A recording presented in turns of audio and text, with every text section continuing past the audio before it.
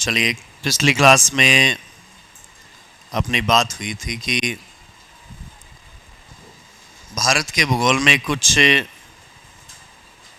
आंकड़ों से संबंधित टॉपिक शेष हैं, तो उनकी आज चर्चा नहीं करनी है। वैसे एक दिन हम डिस्कस करें, इतने ही टॉपिक हैं। वो केवल कुछ डाटा हैं जो पॉपुलेशन के हैं और एग्रीकल्चर के हैं। तो इंडियन ज्योग्राफी के लिए हमें एक दिन और बात करनी है, लेकिन वो आज नहीं करेंगे क्योंकि आज अभी आपको वो कागज़ नहीं दिए गए हैं। इससे पहले हम प्रैक्टिकल ज्योग्राफी में जो नया टॉपिक जुड़ा है उसको डिस्कस कर लेते हैं।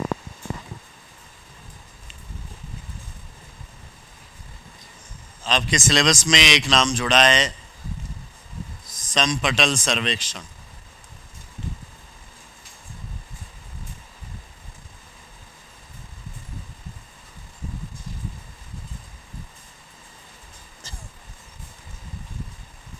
प्लेन टेबल सर्वे।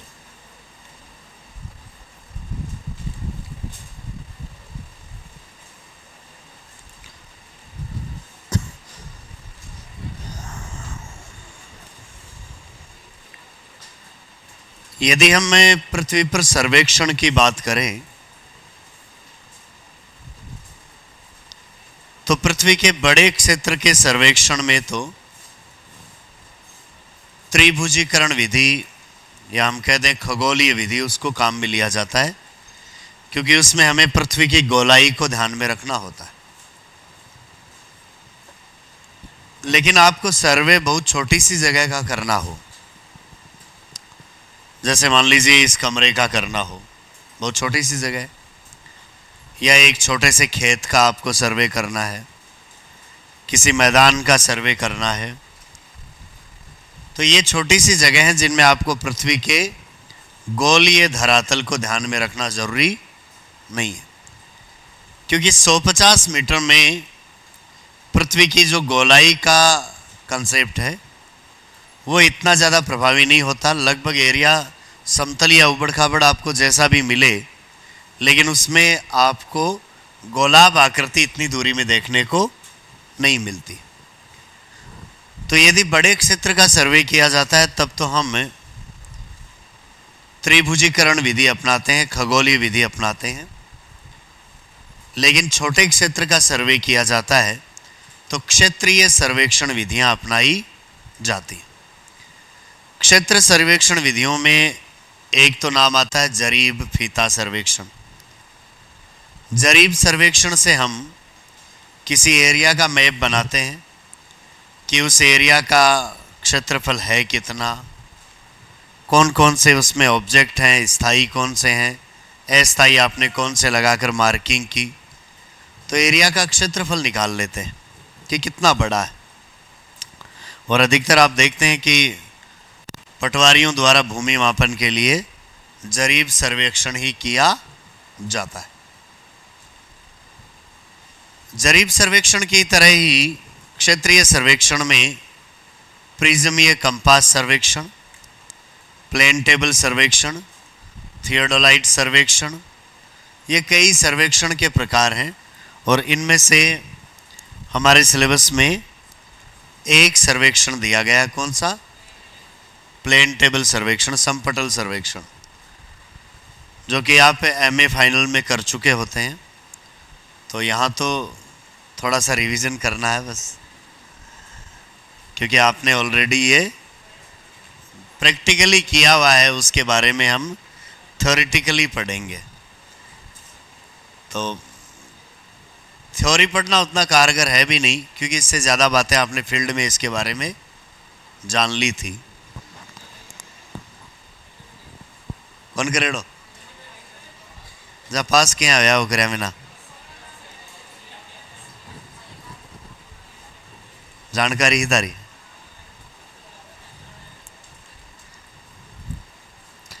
उस समय हमें ऐसा आत्मविश्वास था कि इससे हमारा कभी भी कोई काम नहीं पड़ेगा, लेकिन अब पता चला कि हाँ, जो कुछ हमने छोड़ा था बेकार समझ के वो सारा पढ़ना पड़ेगा। तो इस चैप्टर में वैसे पढ़ने के लिए थ्योरेटिकल बातें हैं भी नहीं ज़्यादा, और हैं तो भी वो कोई विशेष काम की सी नहीं है। फिर भी आपके टॉपिक डाल दिया था, पढ़ना तो है ही। इसको प्रैक्टिकली करना और इसके बारे में जानना, दोनों चीज़ों में वैसे बहुत ज़्यादा अंतर है। तो यहाँ हमें सिर्फ इमेजिन ही करना है, फील्ड में सर्वे नहीं करना है। इमेजिन ही करना है कि कैसे सर्वे किया जाता है। प्लेन टेबल सर्वेक्षण या समपटल सर्वेक्षण में आपके सामने एक लकड़ी का बोर्ड होता है समतल, और उसके माध्यम से हमें किसी क्षेत्र में पहुंचकर उसका सर्वे करना है कि वहाँ पर क्या क्या स्थलाकृतियाँ बनी हुई है, वनस्पति के रूप में कौन कौन से पेड़ पौधे हैं, कौन सी इमारतें उस एरिया में बनी हुई हैं। किसी एक जगह जाकर आप वो प्लेन टेबल स्थापित करते हैं और पूरे एरिया का सर्वेक्षण करके आप उसी प्लेन टेबल के ऊपर एक चार्ट लगाते हुए उस एरिया का मानचित्र बना देते हैं, और वो मानचित्र आप अपने लिए सुरक्षित रख सकते हैं। जब कभी भी दोबारा उस फील्ड में जाना हो आपको, तो वहाँ उस मानचित्र को लेकर आप खड़े हो सकते हैं और सारे ऑब्जेक्ट की पहचान कर सकते हैं कि कौन सी चीज़ कहाँ पर कैसे व्यवस्थित है। प्लेन टेबल सर्वेक्षण में कौन कौन से मुख्य उपकरण हमारे काम आते हैं, उनकी हमें बात करनी है। तो प्लेन टेबल सर्वेक्षण एक प्रकार का क्षेत्रीय सर्वेक्षण है, और इसमें प्रयुक्त होने वाले जो मुख्य उपकरण हैं उनकी हमें जानकारी सबसे पहले लेनी है। तो सबसे पहला उपकरण तो है कौन सा? प्लेन टेबल, या हम कह दें समपटल। समपटल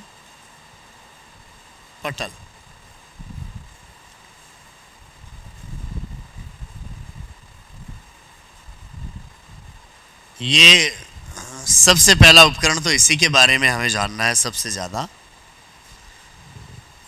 तो ये एक लकड़ी का बोर्ड है, और ये बना होता है चीड़ की लकड़ी का। चीड़ की लकड़ी मुलायम होती है, कम वजन वाली होती है। तो हम सर्वेक्षण करेंगे तो हमें ज़्यादा वजन वाला बोर्ड नहीं चाहिए, क्योंकि उससे फिर सर्वे नहीं कर पाएंगे ना।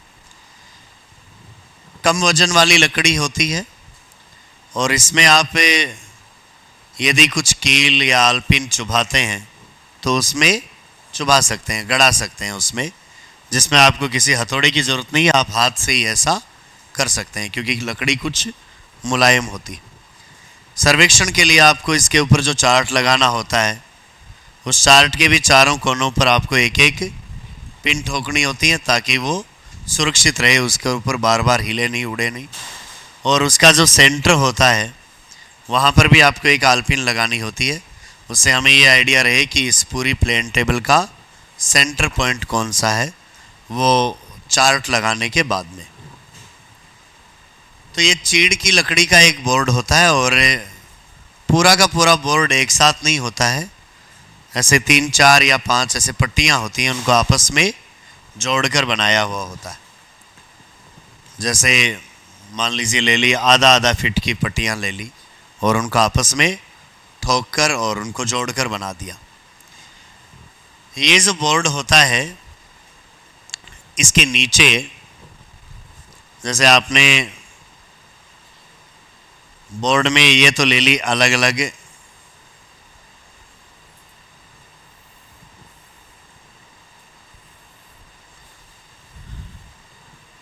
ये मान लो 4 पट्टियाँ ले ली आपने, इनको आपस में जोड़ दिया, और इनको आपस में जोड़कर इनके नीचे वाले भाग में, ऊपर से तो हम इनको साफ कर देते हैं कि पूरा एकदम प्लेन रहे, समतल रहे। नीचे वाले भाग में जैसी दिशा में ये पट्टियाँ हैं, उसके वर्टिकल दिशा में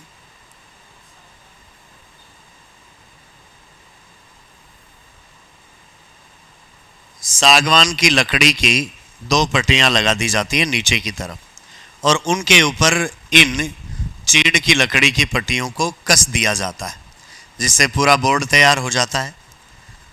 तो वो अलग अलग पट्टियाँ फिर बाद में खुलती नहीं है, क्योंकि उनको आपने एक सागवान की लकड़ी की बनी हुई इन पट्टियों के ऊपर कस दिया। तो प्लेन टेबल को आप ऊपर से देखोगे तो बिल्कुल समतल है, लेकिन नीचे वाली साइड में उस पर आड़ी पट्टियां भी लगी होती हैं जो इनको आपस में जोड़ने का काम करती है। ये जो लकड़ी का बोर्ड होता है ये लगभग 2.5 सेंटीमीटर के आसपास मोटा होता है। मोटाई कितनी? लगभग 2.5 सेंटीमीटर के आसपास होती है।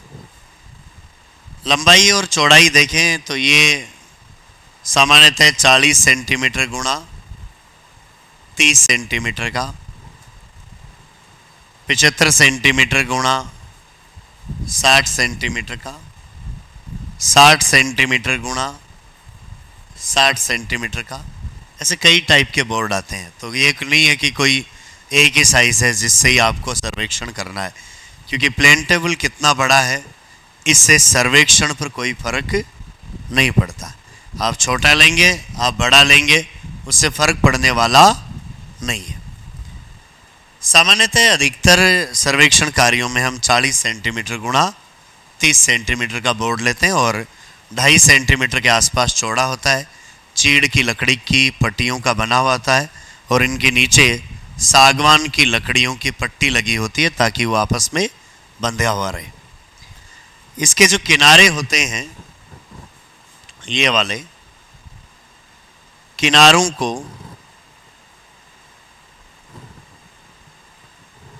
ऐसे राउंड कर दिया जाता है। राउंड करने के पीछे कोई सर्वेक्षण में कोई फर्क पड़ता हो ऐसा कोई भी तर्क नहीं है।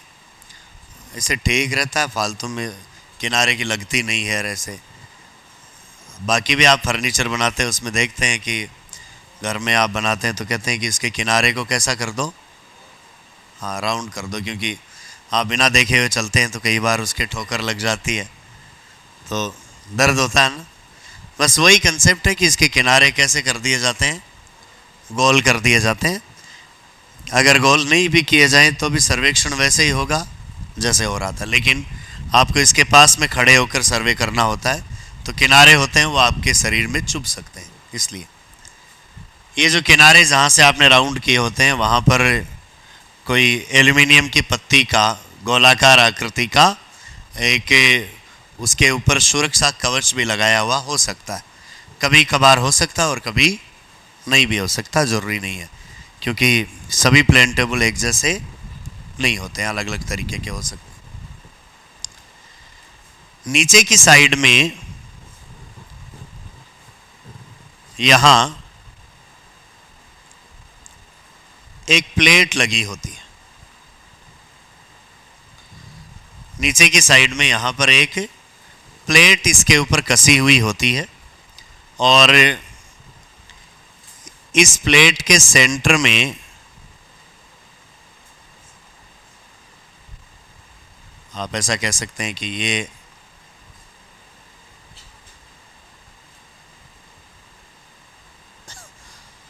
प्लेट लगी हुई है और इस प्लेट के सेंटर में किसी पेच को कसा जा सके इस तरीके की चूड़ियाँ बनाई गई होती हैं। चूड़ी होती है जिसमें नीचे से किसी पेच को कसा जा सकता है। तो ऐसी एक धातु की बनी हुई पट्टी इसके ऊपर लगी होती है और ये जो धातु की प्लेट लगाते हैं ये कभी भी लोहे की नहीं लगाते हैं। प्लेन टेबल सर्वेक्षण में जो भी उपकरण आप काम में लोगे या तो लकड़ी के होंगे या यदि किसी धातु के भी होंगे तो लोहा कभी भी नहीं होगा। क्यों नहीं होगा? क्योंकि इस पर हमें बार बार दिशा जिससे ज्ञात करते हैं तो हमारी जो दिशा सूचक सुई है वो लोहे से प्रभावित हो सकती है। इसलिए लोहे के अलावा अचुंबकीय धातुओं का प्रयोग किया जाता है और ये जो हमें प्लेट लगाते हैं यहाँ पर ये नॉर्मली एल्युमिनियम की लगा दी जाती है। तो एल्युमिनियम है उसमें चुंबकीय गुण नहीं होता है, ऐसी प्लेट आप लगा देते हैं। ये तो बात हुई किसकी? समपटल की, कि समपटल क्या होता है या प्लेन टेबल क्या होती है। तो साइज़ अलग अलग हो सकती है। मोटाई नॉर्मली 2.5 सेंटीमीटर होती है, यदि कम ज़्यादा भी होगी तो उससे कोई फ़र्क पड़ने वाला नहीं होगा। जनरली जो प्लेन टेबल चल रहे हैं वो इसी टाइप के हैं यदि दूसरी किसी लकड़ी का बनाया जाए तो भी सर्वेक्षण पर कुछ भी फर्क नहीं पड़ेगा। ये हम वो बातें कर रहे हैं जो व्यवहार में चल रहा है। तो व्यवहार में अधिकतर जगहों में सर्वेक्षण में प्लेन टेबल में जो भी प्लेन टेबल की लकड़ी है वो चीड़ की है और नीचे उसमें जो पट्टी लगाई गई है वो सागवान की। प्लेन टेबल बनाने वाले पर डिपेंड करता है कि लकड़ी सागवान की जगह और किसी की भी लगा दे, आड़ू की भी लगा दे। कौन लगाओगे? ऐसा हो सकता है, लेकिन हमें बतानी किसकी है? बोर्ड चीड़ का और नीचे की पट्टियां किसकी? ये चलता आ रहा है, ट्रेडिशन में है। यदि धातु की पट्टियां भी लगाई जाए लोहे को छोड़कर तो भी गलत नहीं है, उनके ऊपर भी कसा जा सकता है पट्टियों को। ये तो है जानकारी किसकी? प्लेन टेबल की। और कौन कौन से उपकरण काम में आते हैं उनकी और जानकारी ले लेते हैं। चलिए एक एक को लिखते भी जाते हैं साथ में। टॉपिक लिखिए समपटल सर्वेक्षण या प्लेन टेबल सर्वे।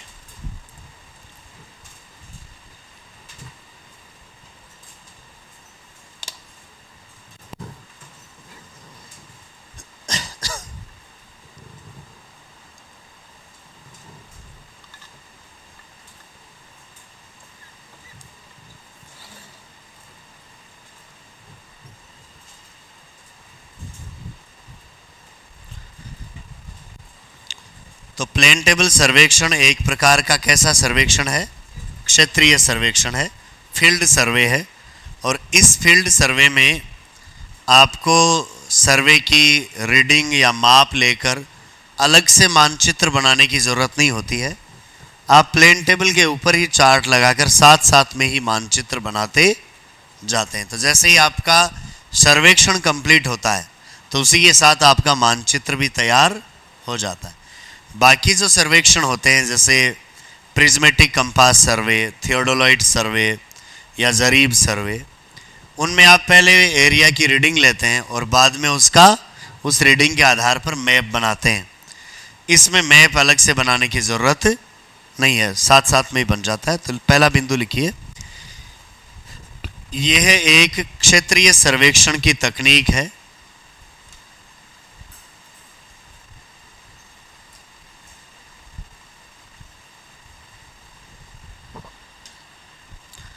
क्षेत्रीय सर्वेक्षण की तकनीक है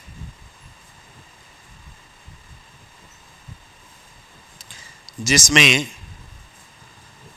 सर्वेक्षण के साथ ही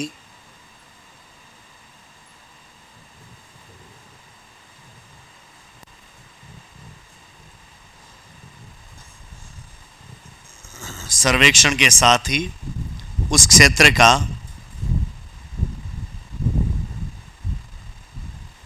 क्षेत्र का मानचित्र तैयार हो जाता है।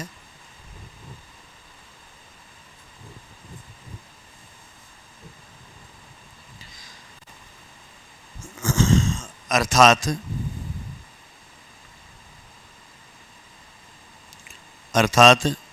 सर्वेक्षण के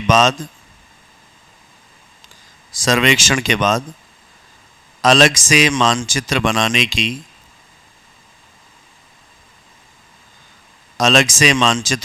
की जरूरत नहीं होती है।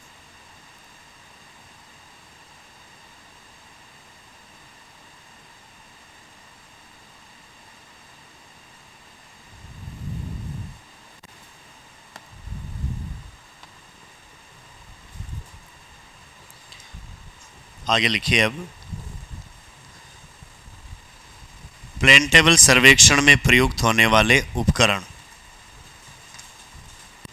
प्लेन टेबल सर्वेक्षण में प्रयुक्त होने वाले उपकरण।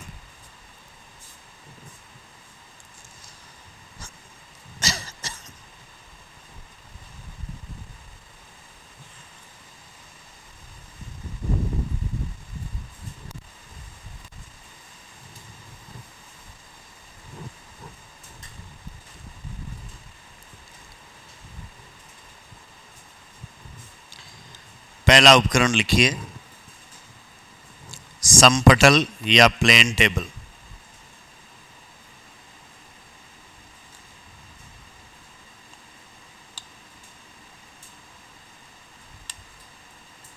समपटल या प्लेन टेबल।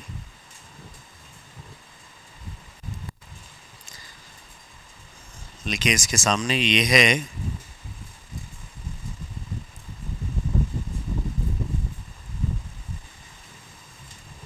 चीड़ की लकड़ी की बनी होती है।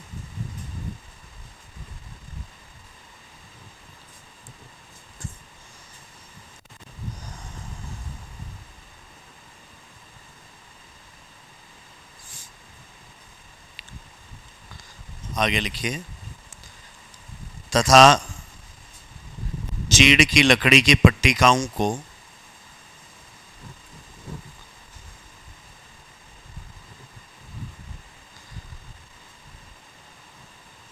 चीड़ की लकड़ी की पट्टिकाओं को नीचे की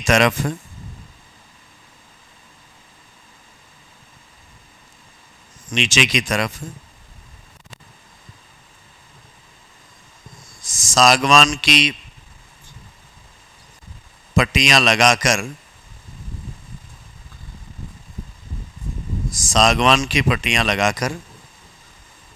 आपस में कस दिया जाता है। सागवान की पट्टियां लगाकर आपस में कस दिया जाता है।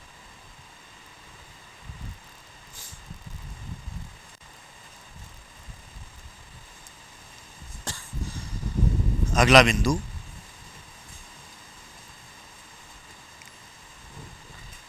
प्लेन टेबल की मोटाई सामान्यतः है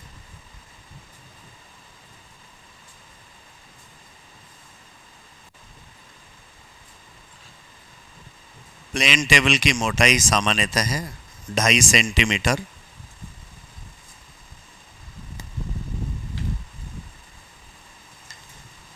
तथा लंबाई व चौड़ाई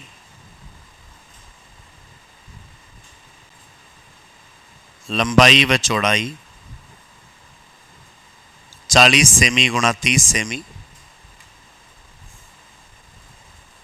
40 सेमी गुणा 30 सेमी या 75 सेमी गुणा 60 सेमी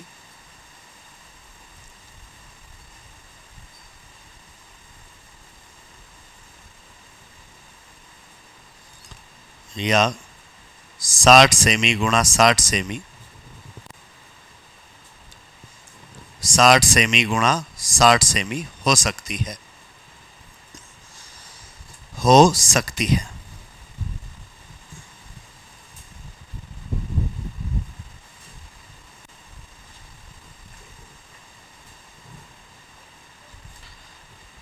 अगला पॉइंट,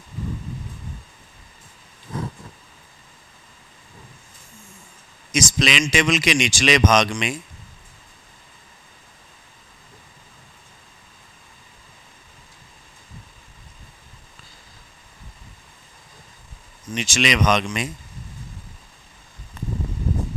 लोहे के अतिरिक्त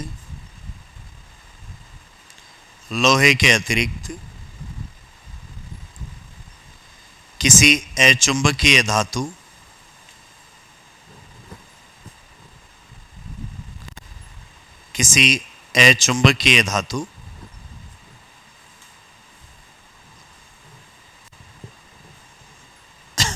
ब्रैकेट में लिख लेना, सामान्यतः एल्यूमिनियम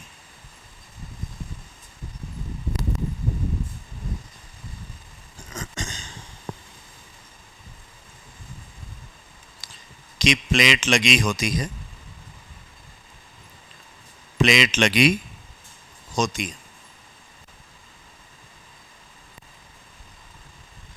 एल्यूमिनियम हो सकता है, पीतल हो सकता है, लोहा नहीं होता है। प्लेट लगी होती है जिसमें मध्य भाग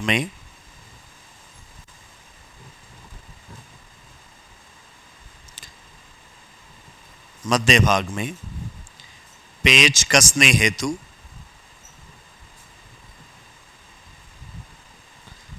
पेच कसने हेतु चूड़ियां बनी होती हैं।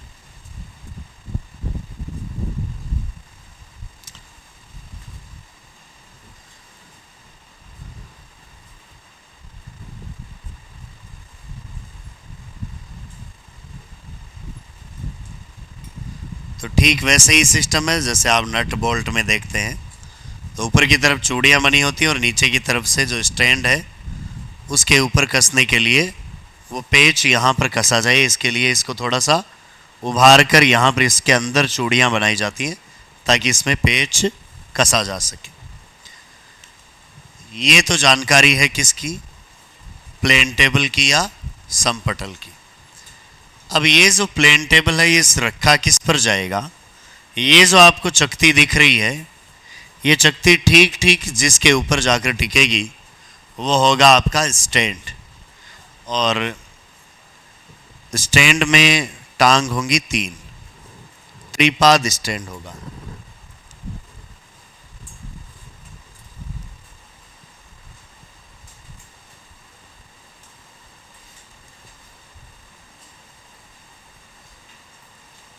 एक ट्राइपॉड होगा,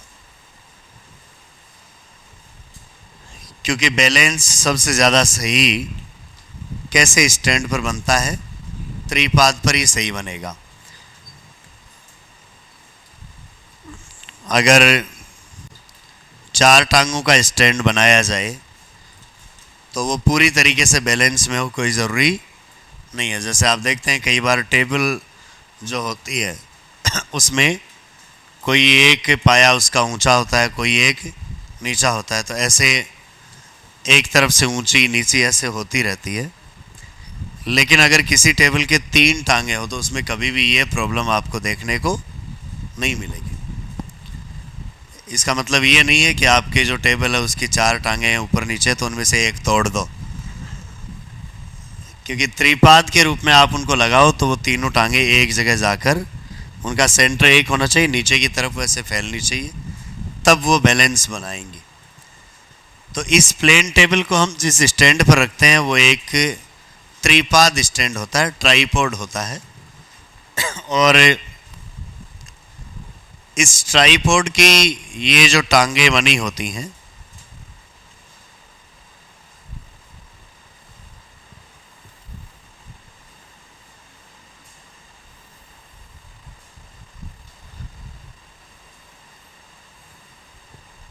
ये भी एक जो गोल चकती है, प्लेट है या कोई फ्लैटेड सतह है उसके ऊपर ये कसी होती हैं 3 टांगे। ट्राइपॉड इसका जो बना होता है ये टांगे सागवान की लकड़ी की होती। कौन सी लकड़ी की? सागवान की लकड़ी की टांगे बनी होती हैं। और वैसे टाइम के अनुसार ट्राइपॉड चेंज भी होते गए हैं, तो अधिकांश ट्राइपॉड अब इस समय लकड़ी के बजाय एल्युमिनियम के आने लगे। तो जैसे जैसे सागवान की लकड़ी ख़त्म हुई तो हमने उसका विकल्प क्या लिया, एल्युमिनियम का लिया है। पर परंपरा से जो चल रहा है उसमें यही था कि एक जो स्टैंड लेते हैं उसकी टांगे सागवान की बनी होती हैं और उसके नीचे वाले भाग में ये जो नुकीला सिरा जब हम बनाते हैं ये बना होता है धातु का, मेटल का, लेकिन लोहा नहीं होता है, दूसरी किसी धातु का नुकीला सिरा इस लकड़ी के ऊपर यहाँ चढ़ाया जाता है नीचे वाले भागों में, ताकि ये ज़मीन में ऐसे रुक जाए और आपकी टेबल है वो स्थिर हो जाए, खिसके नहीं बार बार। अब जो ट्राइपॉड स्टैंड आ रहे हैं उनमें ये एल्युमिनियम की पट्टी होती है और नीचे एल्युमिनियम नुमा ही कांटा सा बना होता है जो ज़मीन में ऐसे गड़ जाता है। ऊपर ये जो अगर ये सागवान की लकड़ी की है तो भी आप देखें तो यहाँ ज़रूर धातु होती है, और ये जो प्लेट है ये प्लेट लोहे के अलावा किसी अन्य धातु की होती है और सामान्यतः ये होती है किसकी, एल्युमिनियम की। और इसके बीच में यहाँ होता है एक छिद्र, क्या होता है, एक छेद होता है। आप उस प्लेन टेबल को इस चकती के ऊपर रखोगे तो उस प्लेन टेबल के नीचे जो धातु की प्लेट लगी हुई थी वो प्लेट ठीक ठीक यहाँ लगी जाएगी, और उसके ऊपर आपने चूड़ी कसने के लिए एक जो स्थान देखा था वो स्थान ठीक इसके ऊपर आएगा। अब आपके पास एक पेच होता है, नॉर्मली ऐसी आकृति का होता है।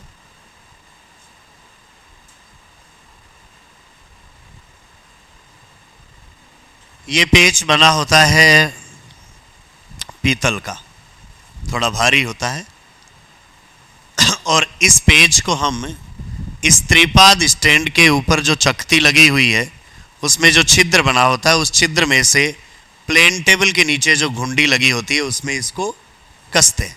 यदि ये पूरी तरीके से हम कस देते हैं तो वो ट्राइपॉड पर प्लेन टेबल फिक्स हो जाता है, फिर हिलता नहीं है।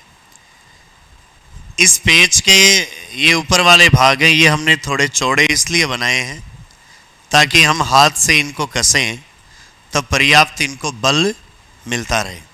क्योंकि यदि आप किसी पेच को कस रहे हैं तो आप पेच को कसने के लिए जितनी दूरी से यदि बल लगा रहे हैं तो आपको जोर उतना ही कम आएगा और पेच उतना ही आसानी से कसा जाएगा, और आप उसको बिल्कुल पास से ही कस रहे हैं तो आपको उतना ही ज़्यादा जोर लगाना पड़ेगा। इसलिए जो भी इस तरीके के पेच होते हैं उनकी ऊपरी सतह वो थोड़ी चौड़ी बनाई जाती है ताकि उसको पकड़कर कसा जा सके। यही सिस्टम होता है। आपको यदि कोई पेच कसना खोलना होता है तो उसमें खोलने के लिए या कसने के लिए आप जो उपकरण लेते हैं उसमें भी आप थोड़ी सी लंबाई लेते हैं। जैसे आप नट बोल्ट ये खोलने के लिए जिसको बोलते हैं पाना जो आप लेते हैं उसकी थोड़ी सी लंबाई होती है। वो एक जगह से उस नट को पकड़ता है, लेकिन अगर वो लंबा नहीं होगा तब आप उसको घुमाएंगे, आपसे फोर्स लगेगा नहीं। आप उसको जहाँ से आपने पकड़ा उसको वहाँ जोर लगाए नहीं लगेगा, और किनारे पर जोर लगाएंगे तो लग जाएगा। तो ये रूल है। और यदि फिर भी नहीं खुल रहा है तो हम उसको थोड़ा और लंबा कोई पाइप लगा कर लेते हैं ताकि उससे आसानी से खुलता। देखिए जो बड़ी बस या ट्रक है उनके टायर खोलते समय आप देखेंगे कि वो उसमें जो नट लगाकर उसकी लेंथ काफ़ी बढ़ाते हैं और एक लंबी रॉड से उसको घुमाते हैं तो आसानी से घूमता है और वो बोल्ट खुल जाता है। तो इसीलिए इसका ये जो फलक है इसको थोड़ा सा चौड़ा बनाया जाता है। अगर इसको चौड़ा नहीं बनाकर इस पेच को इतना ही रखा जाए तो आप इसको हाथ से ऐसे कसने की कोशिश करोगे तो आपको जोर आएगा और हो सकता है कि कसा भी नहीं जाए। क्योंकि आपके दिमाग में ये सवाल हो सकता है कि यहाँ को क्यों बनाए हो इन, और क्या को भी तो बना सका। तो ये इसीलिए है ताकि आप ऊपर हाथ रखकर प्लेन टेबल के इसको नीचे से कस दें। ये दूसरा उपकरण हुआ कौन सा, त्रिपाद स्टैंड। अब ये जो स्टैंड है वर्तमान में जो स्टैंड आने लगे हैं, लकड़ी का जो स्टैंड आता था उसकी लंबाई तो फिक्स, उसको तो आपको ऐसे आगे पीछे खिसका कर ही टेबल को लेवल में करना होता था। एल्युमिनियम के जो स्टैंड आते हैं उनमें उनकी लंबाई को आप एक पेच के माध्यम से लंबी या छोटी कर सकते हैं। उसको फोल्ड किया जा सकता है और उसको लंबा किया जा सकता है। तो जैसा भी धरातल है, क्योंकि धरातल पूरी तरीके से समतल नहीं होता, कई बार थोड़ा उबड़ खाबड़ हो सकता है, तो उसी के अकॉर्डिंग आपको ट्राइपॉड की टांगों को व्यवस्थित करना पड़ता है। हमारा टारगेट ये रहता है कि ऊपर की जो टेबल है वो टेढ़ी नहीं रहनी चाहिए, वो कैसी आनी चाहिए, एकदम लेवल में रहनी चाहिए। तो लिखिए दूसरा उपकरण त्रिपाद स्टैंड।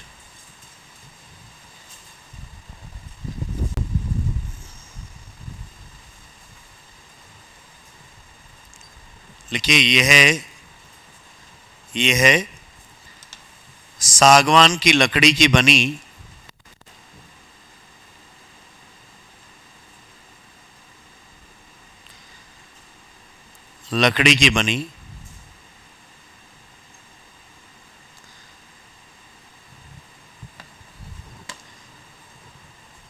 या ट्रेडिशनल देखें तो सागवान की लकड़ी है, और मॉडिफाइड अब रूप देखें तो क्या है, एल्युमिनियम का प्रयोग भी किया जाता है। तो ये है सागवान की लकड़ी की बनी या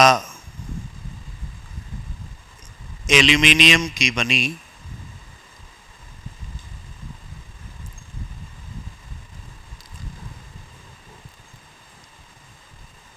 तीन टांगों वाला या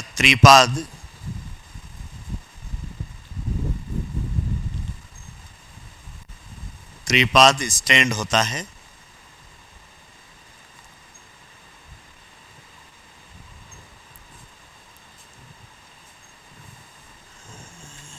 ये टांगे एक धातु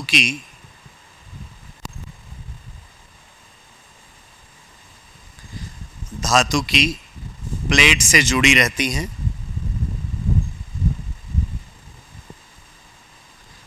धातु की प्लेट से जुड़ी रहती हैं।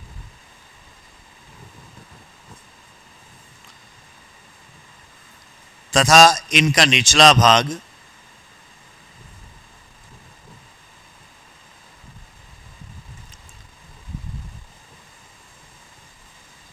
किसी धातु का खोल लगाकर, निचला भाग किसी धातु का खोल लगाकर नुकीला बनाया जाता है।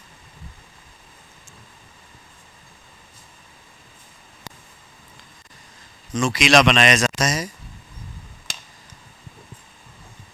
परंतु धातु के रूप में कभी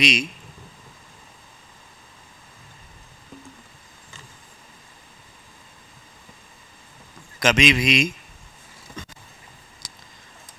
लोहा काम में नहीं लिया जाता है। धातु के रूप में कभी भी लोहा काम में नहीं लिया जाता है।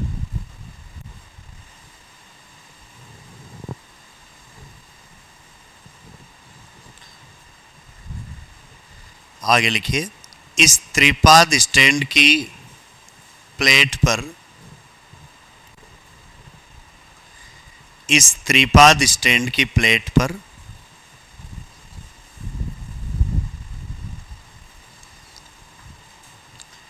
प्लेन टेबल को रखकर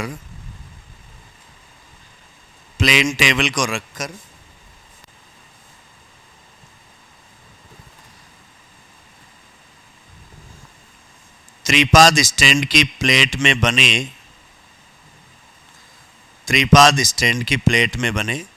छिद्र में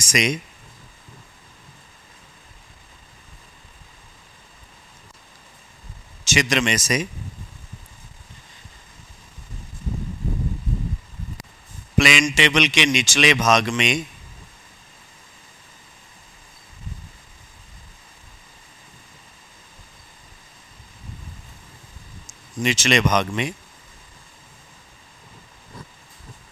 एक पीतल के बने पेच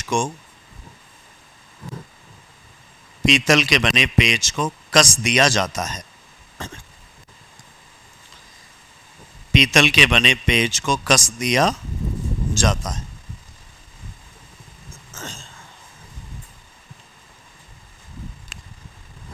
तो ये तो दो चीजें वो हुई, एक प्लेन टेबल और दूसरा उसका स्टैंड। ये आपने जाकर क्षेत्र में स्थापित कर दिया। अब आप काम इसके ऊपर करेंगे किसके माध्यम से? तो हम जिन उपकरणों से इसके ऊपर काम करेंगे उनमें एक तो है दिशा सूचक यंत्र।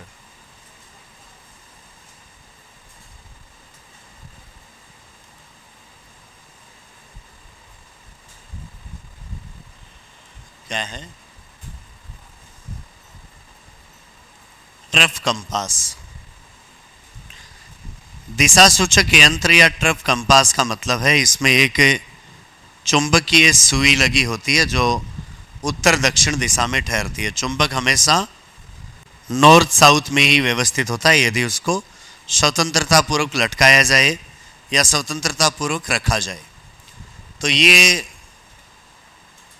एक धातु का बॉक्स होता है वैसे, जिसके ऊपरी भाग में कांच लगा होता है। कांच नहीं होगा तो आपको चुंबकीय सुई दिखाई नहीं देगी। तो ऊपर की तरफ कांच लगा होता है, बाकी एक धातु का बॉक्स है। इस बॉक्स के अंदर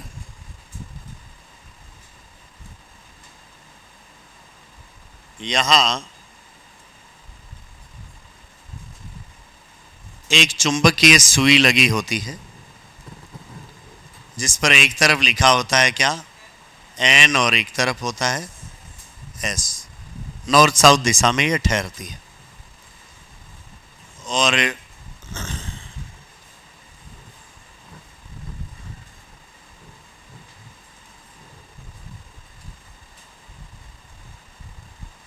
आगे के भाग में यहां एक पेच लगा होता है।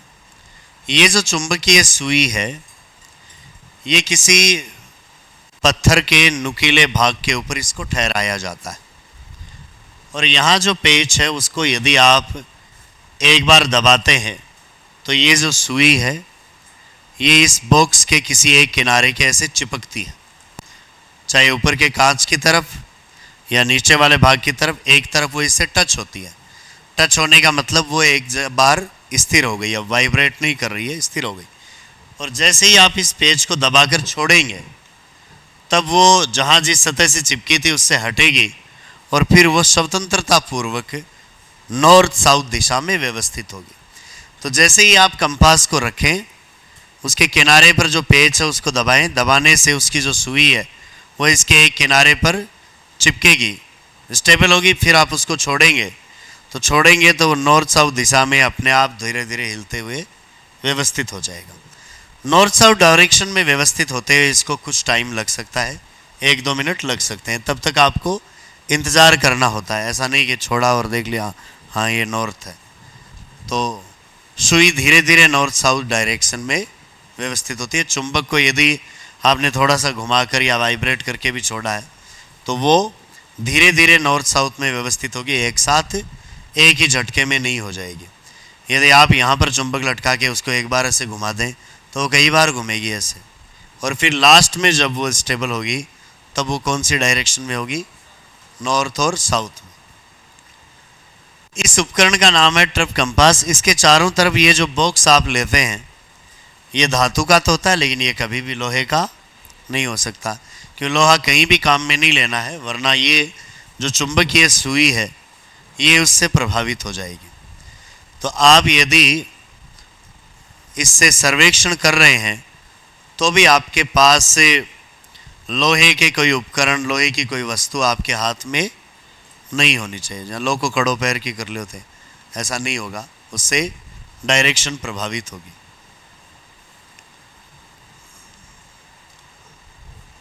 ट्रफ कंपास एक छोटा सा उपकरण है, बहुत सारे सर्वेक्षण में काम आता है। ये आपके जरी फीता सर्वेक्षण है उसमें भी हम इसको काम में लेते हैं। प्लेन टेबल पर हम इसको रख कर उससे प्लेन टेबल के एक किनारे को नॉर्थ साउथ डायरेक्शन ऐसा दिखाना चाहते हैं तो उसके एक किनारे पर हम इसको रखते हैं और उसके बाद में प्लेन टेबल को घुमाते हैं। हम कोशिश ये करते हैं कि प्लेन टेबल ऐसी दिशा में व्यवस्थित हो कि आपका उसके ऊपर लगा हुआ जो चार्ट है उसका एक किनारा पूरी तरीके से आपको दिखाए कि इधर कौन सी दिशा है, नॉर्थ है।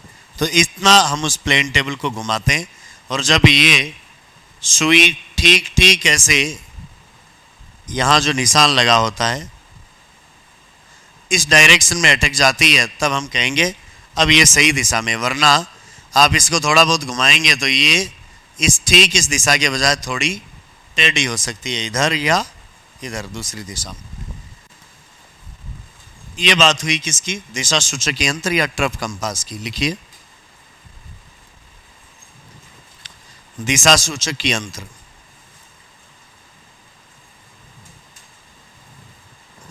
लिखिए इसके सामने ये है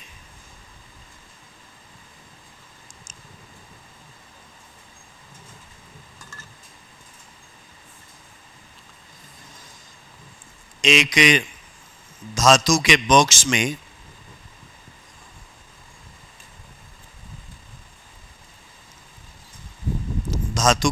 में लगी हुई चुंबकीय सुई होती है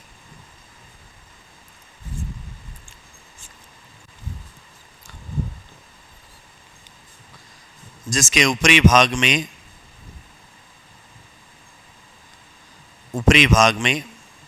कांच लगा होता है।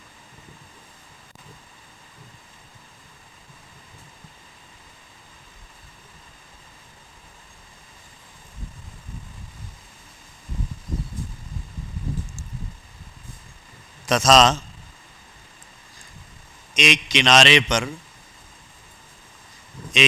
पर पेच लगा होता है।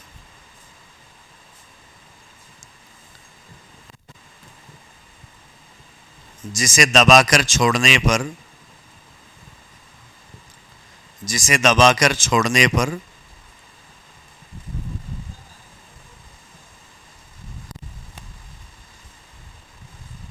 ढीला तो करना ही पड़ता है ना, दबता भी है, दबाया भी जा सकता है। अलग अलग टाइप के कंपास हैं। छोड़ने पर चुंबकीय सुई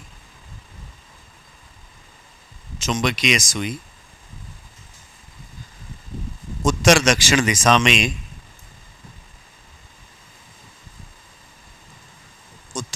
दिशा में स्वतंत्र रूप से व्यवस्थित हो जाती है।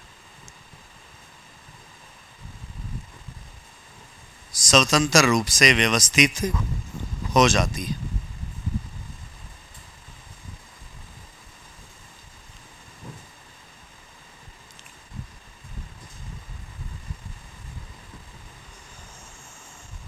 दिशा सूचक यंत्र के अलावा अगला जो उपकरण हम इसमें काम में लेते हैं, ये लिख लेते हैं, वो है स्पिरिट लेवल।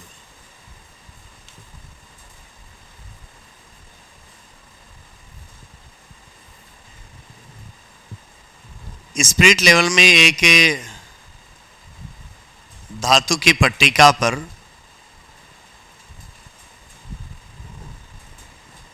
एक कांच की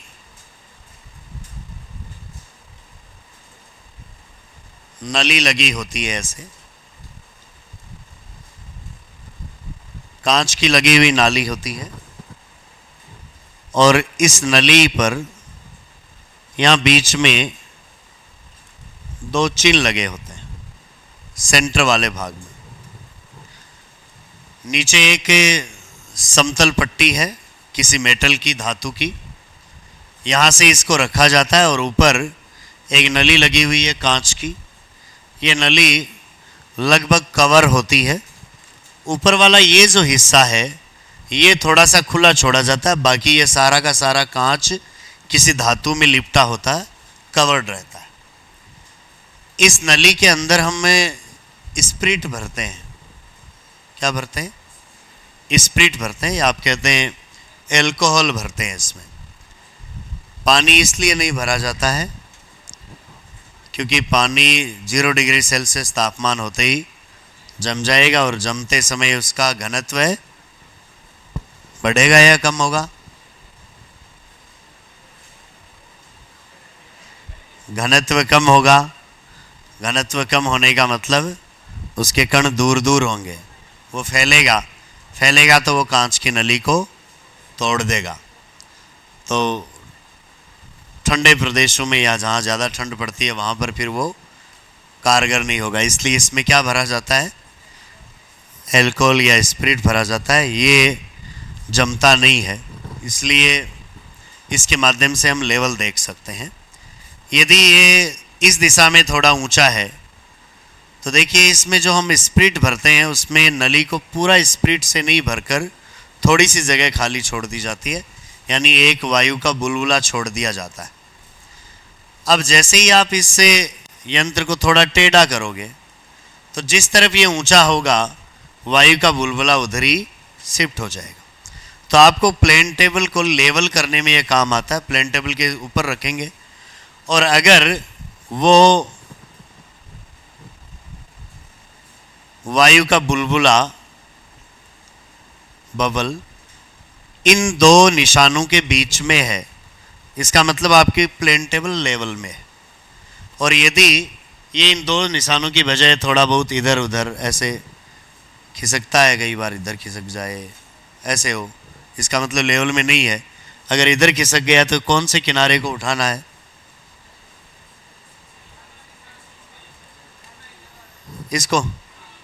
इसको उठाएंगे तो इधर खिसकेगा, या इसको नीचा करेंगे तो इधर खिसक जाएगा। तो हमारा टारगेट ये रहता है कि ये जो बुलबुला है ये इन दोनों निशानों के बीच में आ जाए। और हम प्लेन टेबल पर जगह जगह पर स्पिरिट लेवल को रखकर ऐसा तब तक करेंगे जब तक पूरी प्लेन टेबल पर लेवल हर जगह इक्वल आ जाए, तब तक हमें ये करना है। तो ये जो उपकरण होता है इसको हम कहते हैं स्पिरिट लेवल। लिखिए, स्पिरिट लेवल।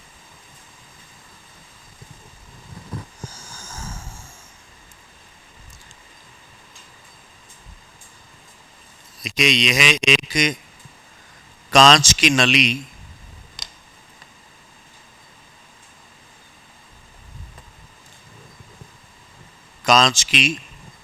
नली से बना यंत्र होता है।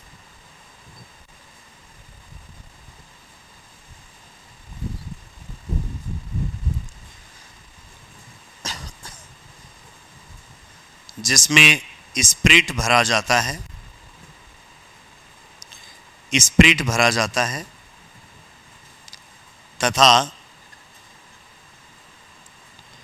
तथा एक वायु का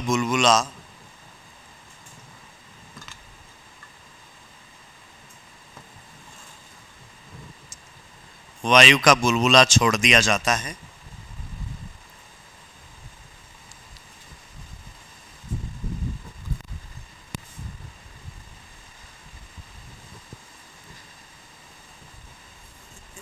इस नली के मध्य भाग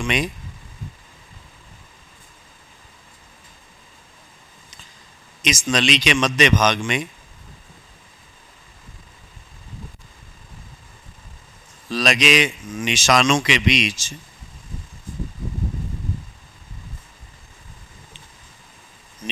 बीच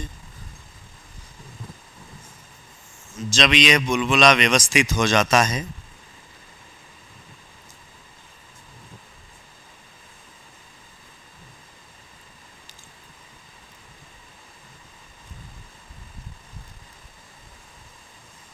तो प्लेन टेबल एक समान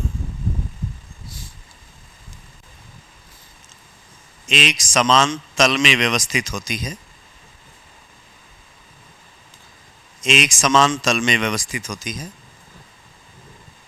अर्थात यह तलीकरण आप बोल सकते हो या लेवलिंग बोल सकते हो। यह है तलीकरण या लेवलिंग के काम आता है।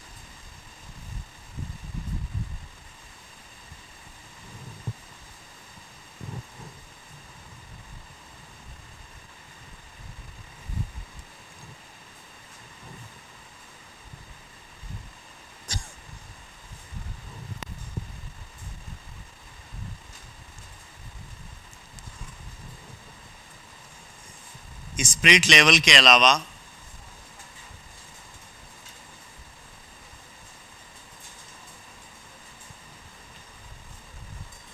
एक साहुल पिंड होता है और एक चिमटा होता है। साहुल पिंड और चिमटा क्या होता है? देखिए, चिमटा एक धातु की पत्ती होती है।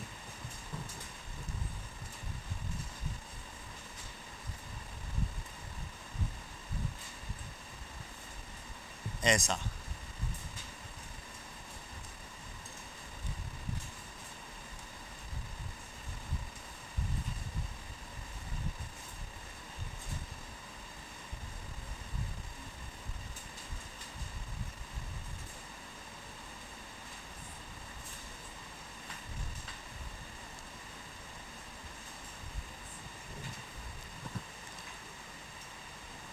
ये तो होता है क्या? चिमटा एक धातु की पत्ती होती है मुड़ी हुई, जिसका एक किनारा ऐसे नुकीला बना होता है और एक किनारा ऐसे समतल कटा होता है, इस पर एक घुंडी लगी होती है। ये किनारा और ये घुंडी दोनों एक सिद्ध में होते हैं। आप इसको प्लेन टेबल पर इस तरीके से लगाते हैं कि ये जो नुकीला भाग है ये प्लेन टेबल के सेंटर में जाकर आपको टिकाना होता है। और ऐसा करोगे तो ये जो नीचे वाली पत्ती है, ऊपर जहाँ पर आपने सेंटर में लगाया है, ये नीचे वाली पत्ती उसके ठीक नीचे वाले भाग में होगी। और फिर यहाँ से हम एक धागे से बांधकर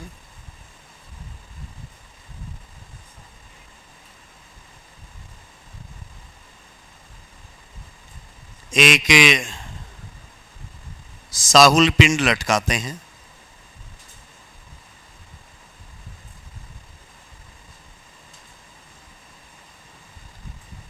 साहुल पिंड यदि किसी का नहीं देखा हुआ है तो जहाँ भी मकान का काम चल रहा है वहाँ 2 मिनट के लिए खड़े हो जाना। आपको बार बार वो दिखेगा ऐसे दीवार के लगा के, और उसकी लेवल देखता हुआ, सिद्ध देखता हुआ। तो धातु का एक भारी गोला सा होता है जिसको आप बोलते हैं क्या? साहुल बोलते हैं। अब जैसे ही आप इसको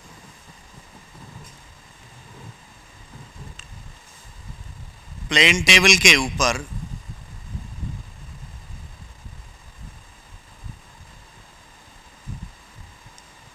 ऐसे लगाएंगे तो प्लेन टेबल का जो सेंटर वाला पार्ट है उस पर तो ये नुकीली नोकिया आकर टिकेगी, और प्लेन टेबल के नीचे ये वाली उसकी फलक जाएगी, और यहाँ से जो धागे नुमा या धागे से या तार से बंधा हुआ जो साहुल है आपका, ये ज़मीन पर जाकर टच करेगा। जहाँ पर ये ज़मीन पर टच करेगा वो जगह है, और इस प्लेन टेबल का सेंटर, ये दोनों क्या होंगे? सेम होंगे। यानी हम इसके माध्यम से ये बताएंगे कि इस प्लेन टेबल से हमने जो सर्वे किया है, क्योंकि सर्वेक्षण तो आप प्लेन टेबल के ऊपर उपकरण रखकर यहाँ करोगे, लेकिन वास्तव में ये जगह ज़मीन पर कहाँ है, तो उसका निशान हम किसके माध्यम से लगाएंगे? इस साहुल कांटे के माध्यम से लगाएंगे। तो जहाँ भी ये जाकर ज़मीन पर टिकता है वहाँ पर हम एक लोहे का तीर लगा देते हैं। क्या लगा देते हैं? ऐसा होता है लोहे का तीर। एक लोहे का कांटा है, ऊपर से ऐसे मोड़ दिया जाता है, एक तरफ से सीधा रखा जाता है। आप इसको पकड़कर और ज़मीन में गाड़ सकते हैं, ठीक वहीं पर जहां आपका चिन्ह लगा था। इस प्लेन टेबल का हम इस साहुल पिंड और चिमटे के माध्यम से करते हैं क्या? केंद्रीयकरण करते हैं।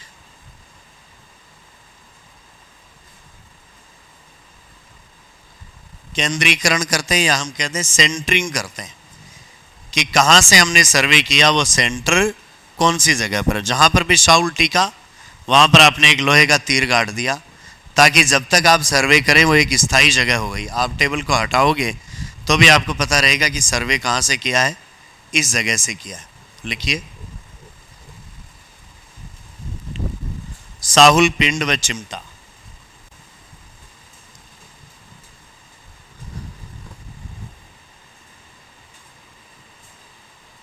लिखिए, इसमें धातु का बना एक चिमटा होता है,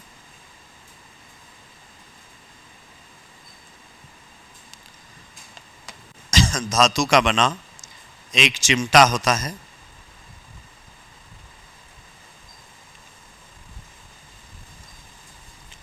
जिसकी ऊपरी फलक को या ऊपरी भुजा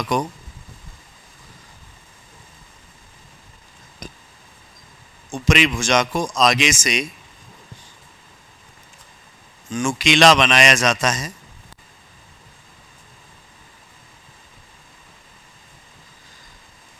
नुकीला बनाया जाता है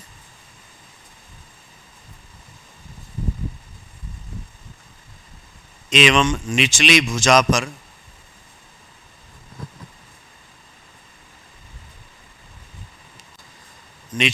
पर धागे के माध्यम से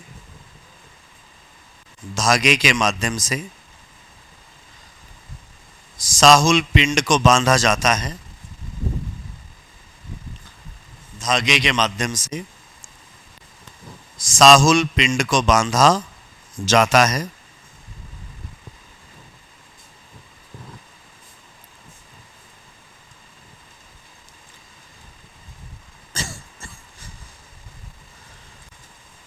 आगे लिखिए, चिमटे की नुकीली भुजा को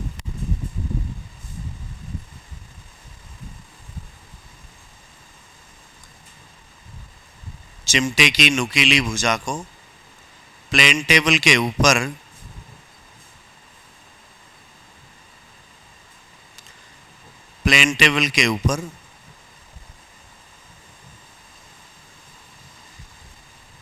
मध्य में व्यवस्थित करते हैं।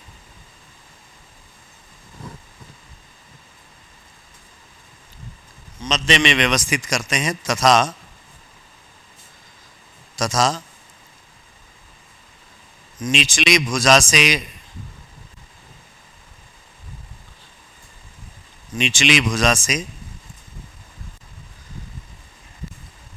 लटका हुआ साहुल पिंड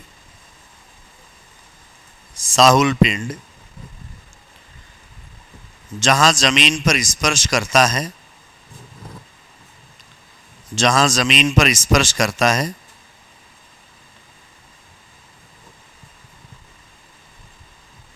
वहां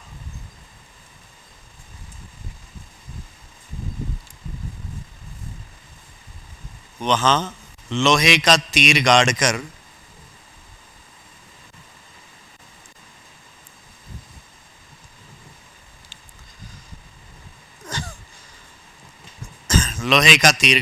धरातल पर उस स्थान का अंकन किया जाता है। धरातल पर उस स्थान का अंकन किया जाता है।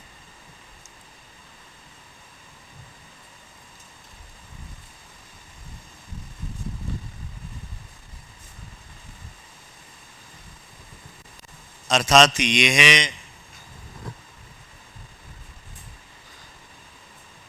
है साहुल व चिमटा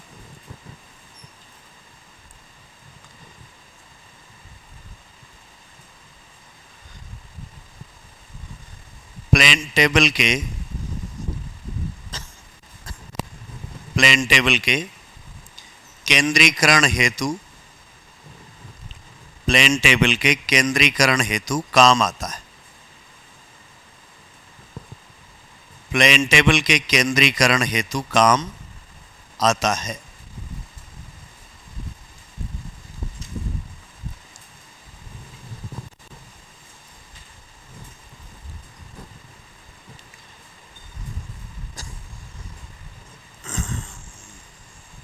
लोहे के तीर में वैसे कोई डिटेल नहीं लिखनी है। लोहे का तार होता है मुड़ा हुआ, तो एक उपकरण लिख सकते हैं क्या, लोहे के तीर।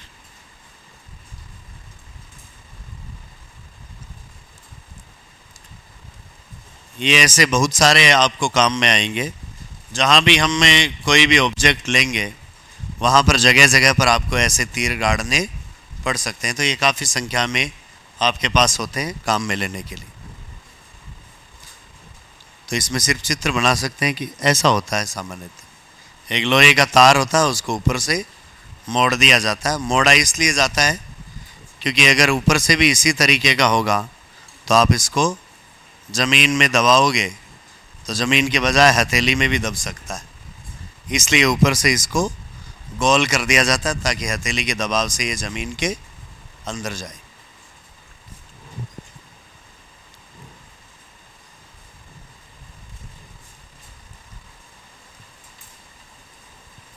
इसके अलावा जो उपकरण काम में आता है वो है एलिडेड है।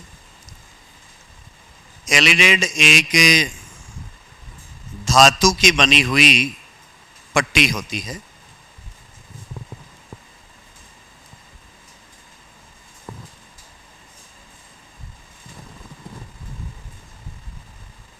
ये एक सीधी पट्टी होती है ऐसे धातु की बनी हुई।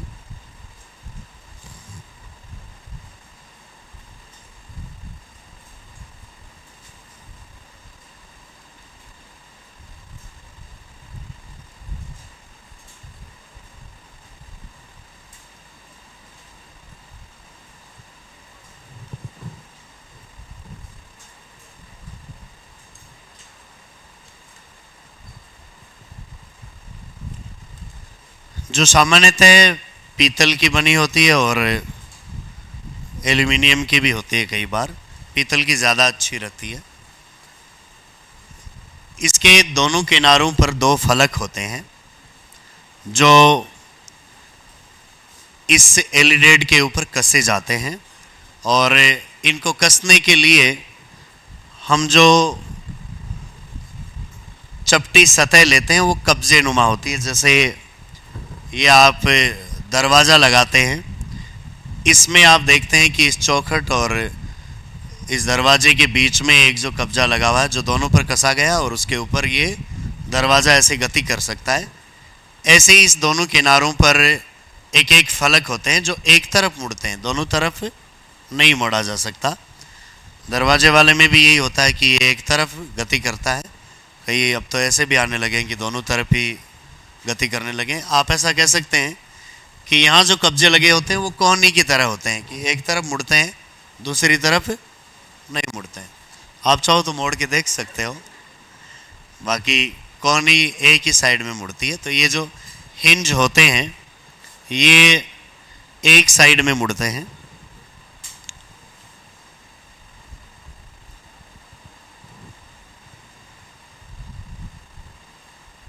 ये दो फलक होते हैं दोनों साइड में।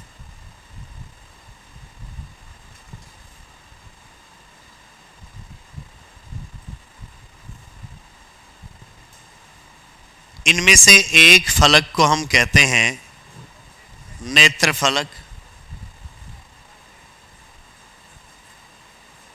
आई वेन, और एक को आप कह सकते हो दृश्य फलक या ऑब्जेक्ट वेन। जो नेत्र फलक होता है उसमें ऐसे छिद्र बने होते हैं,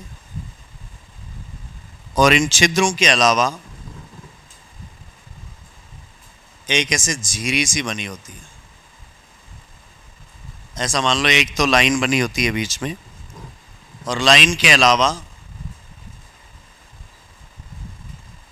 ये गोल छेद होते हैं।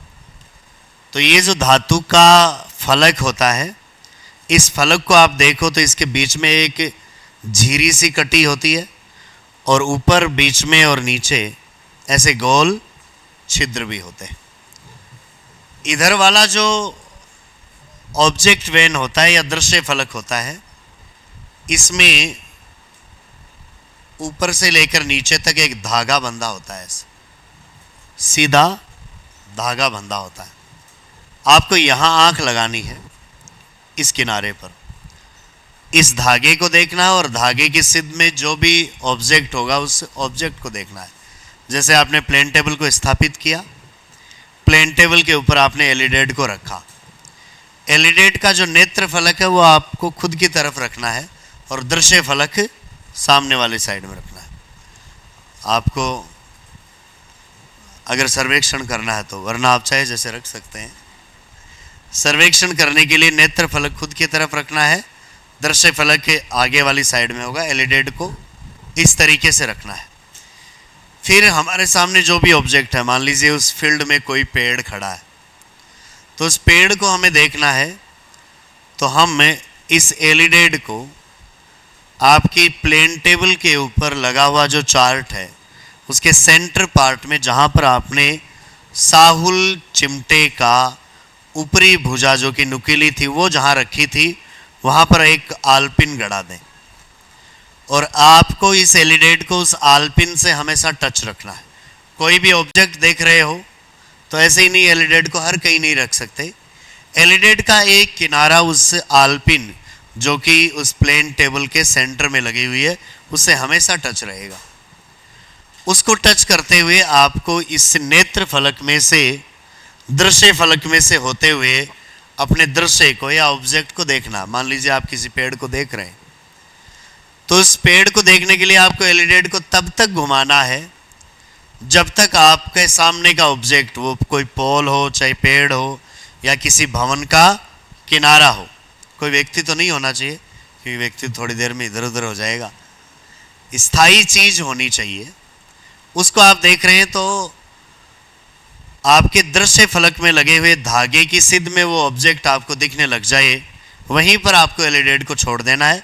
उससे पहले आपको उसके घुमाते रहना। घुमाने में ध्यान ये रखना है कि एलिडेट का किनारा कभी भी उस प्लेन टेबल के सेंटर में लगी हुई आलपिन से दूर नहीं होना चाहिए। उसके हमेशा वो टच में रहना चाहिए, वरना तो आप किसी भी कोने पर रखकर एलिडेट से और ऑब्जेक्ट को देख लो कि हमें दिख गया, लेकिन वो कौन सी दिशा में है, कितना दूरी पर है, ये हमें एग्जैक्ट आइडिया उससे नहीं लगेगा। ये जो एलिडेट होता है, इसके एक किनारे पर ऐसे चिन्ह लगे होते हैं।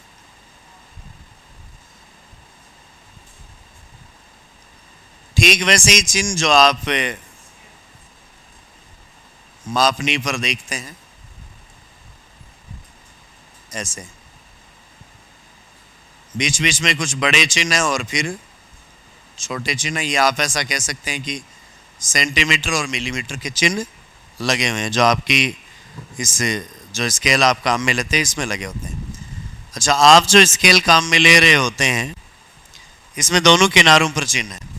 एक तरफ ब्रिटिश प्रणाली है और एक तरफ मीट्रिक प्रणाली है, लेकिन इस पर एक ही किनारे की तरफ होते हैं ऐसे चिन्ह। और जिस किनारे की तरफ ऐसे चिन्ह लगे होते हैं उसको हम कार्यकारी किनारा कहते हैं।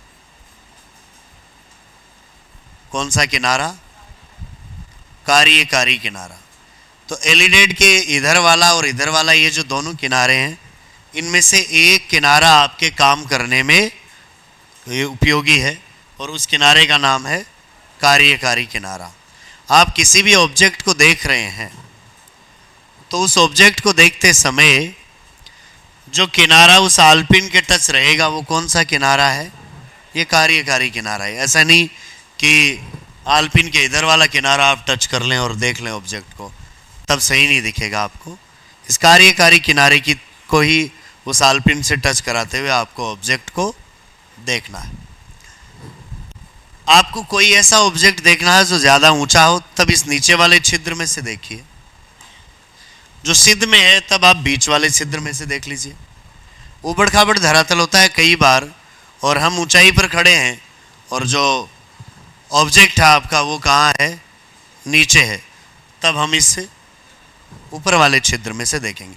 ऊपर से देखेंगे तो आपको नीचे का स्थान दिखाई देगा, नीचे वाले में से देखेंगे तो कुछ ऊपर का स्थान दिखाई देगा। कोई बहुत बड़ा फर्क नहीं पड़ने वाला है वैसे, थोड़ा बहुत कोई 1-2 मीटर का, क्योंकि छोटे से एरिया का सर्वे होता है। तो ऐसा तो है नहीं कि एक जगह खड़े होकर आप पहाड़ी की चोटी देख रहे हो, ऐसा नहीं कर सकते हम प्लेन टेबल से। या पहाड़ी की चोटी पर आपने लगाया और सीधा देख रहे हो कि हाँ कितना पानी भर गया है उस रोड पर, इतनी दूरी तक नहीं देखना होता है। तो थोड़ा सा जो ढाल होता है उसके लिए इन तीनों छिद्रों का उपयोग किया जा सकता है। इस यंत्र का नाम है क्या? एलिडेट। लिखिए।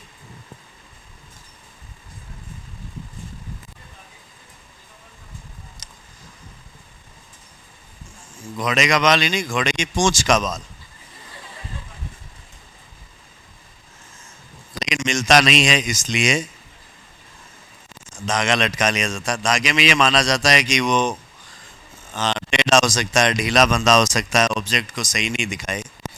तार यदि बांध लेंगे तो सर्दी गर्मी का फर्क पड़ सकता है, इसलिए नियमानुसार तो क्या करना होता है? घोड़े की पूंछ का बाल बांधते हैं, लेकिन वो अवेलेबल नहीं होता है। और कौन तोड़ के लावा है? लात को निभाओगे घोड़ा? है? इससे तो बढ़िया धागा बांध ले।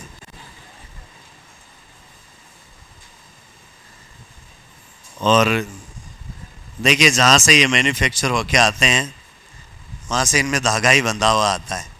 ये किताब में ही लिखा हुआ है कि घोड़े का बाल होता है, बाकी मैंने बंधा हुआ देखा ही नहीं कभी, धागा ही बंधा हुआ देखा मैंने।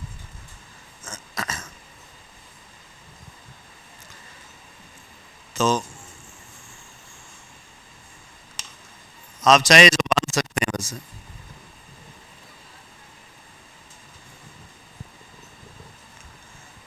बाल ही तो बांधना हुआ है, बाकी बाल टूट जाता है। घोड़े का जो बाल है वो टूटता नहीं है, काफ़ी कठोर होता है, इसलिए ऐसा कहा जाता है और बांधा जाता है कई बार। बाकी बांधते इसलिए नहीं है ज़्यादातर क्योंकि आपने जैसा एलिडेड काम में लिया है सभी लोग वैसा ही काम में लेते हैं, तो फालतू घोड़े के क्यों दर्द करो बापड़े गए। जब ये चीज़ काम ही नहीं आनी है तो हाँ दर्द क्यों करो भी। लिखिए एलिडेड।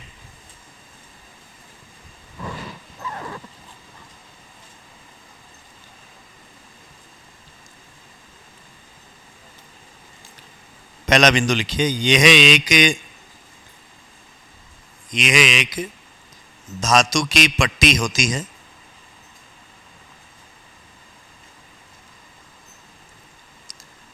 ब्रैकेट में लिख लीजिए पीतल अथवा एल्यूमिनियम।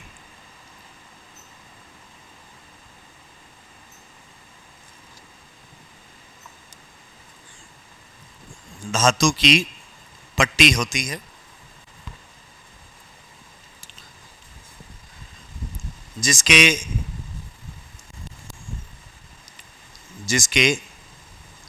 एक किनारे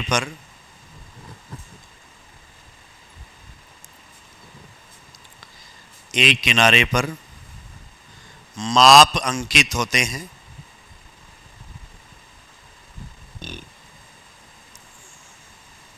माप अंकित होते हैं, जिसे कार्यकारी किनारा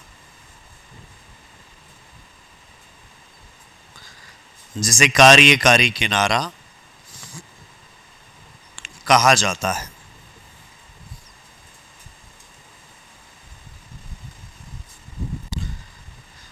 कार्यकारी किनारा कहा जाता है। आगे लिखिए, तथा इसके दोनों तरफ दो फलक होते हैं, दोनों तरफ दो फलक होते हैं जिन्हें क्रमशः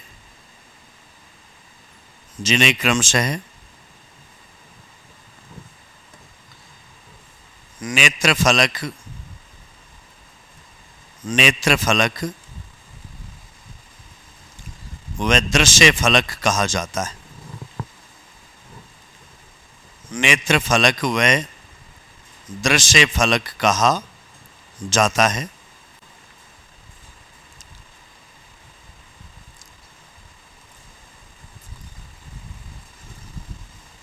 आगे लिखिए, नेत्र फलक में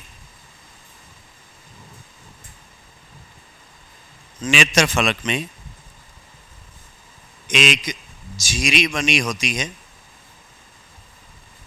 नेत्र फलक में एक झिरी बनी होती है, झिरी जानते हैं, एक बारीक कटाव होता है उसमें लंबवत एक झिरी बनी होती है तथा ऊपर नीचे व मध्य भाग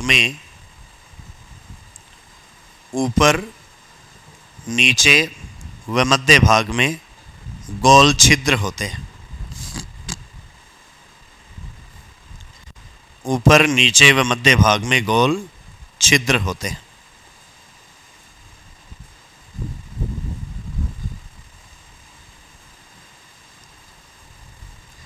जिनमें से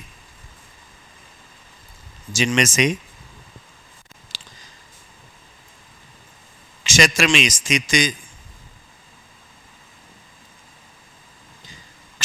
स्थित किसी दृश्य या स्थान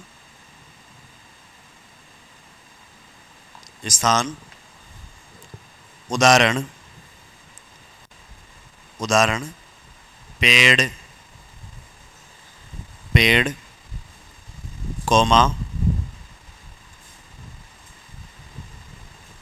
भवन के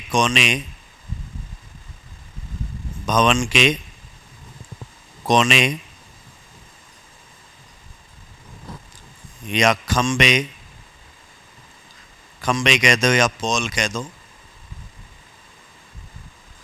आदि को देखा जाता है, आदि को देखा जाता है।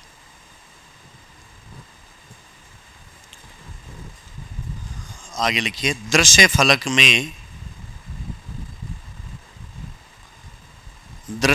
में ऊर्ध्वाधर दिशा में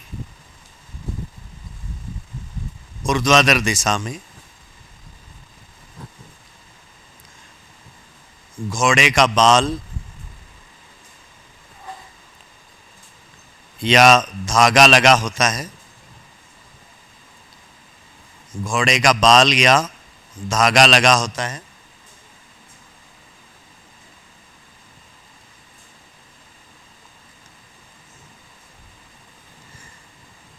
कोई ज़रूरी नहीं है वैसे पूंछ का ही हो, पूंछ का ज़्यादा मजबूत होता है इसलिए बता दिया आपको। या तो घोड़े में तो आपको पूंछ पे बाल मिलेंगे या उसके गर्दन पर मिलेंगे, तो मजबूत पूंछ वाले होते हैं, इसलिए आपको कभी भी ऐसा प्रैक्टिकल करना हो तो खुद तोड़ के लाना है वहाँ से, है ऐसे साइड में खड़े होके, हैं ऐसे काट के ले आना, पता नहीं चलेगा घोड़े को, हैं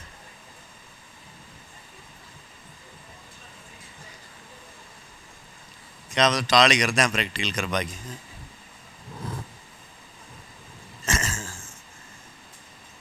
घोड़े का बाल अथवा धागा लगा होता है। नेत्र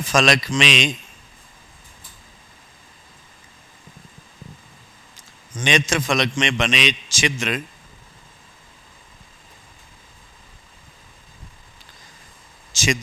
या झिरी में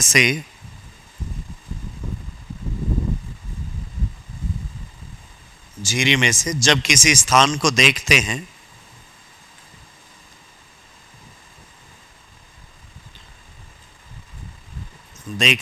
तो दृश्य फलक में लगा धागा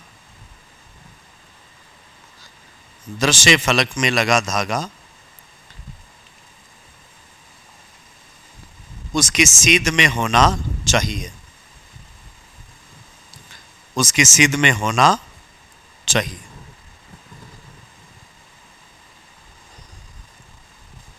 तभी आपको डायरेक्शन पता लगेगा। मान लीजिए आप यहाँ पर खड़े हैं, इस तरफ कोई पेड़ है, वो पेड़ आपको देखना है, आपने एलिडेट को ऐसे रखा हुआ है, तब इधर लगा हुआ पेड़ आपको दिखेगा नहीं, तो आपको एलिडेट को तब तक घुमाना है और नेत्र फलक में से देखते हुए जब तक दृश्य फलक में लगा हुआ धागा आपके उस ऑब्जेक्ट की ठीक सीध में नहीं आ जाए।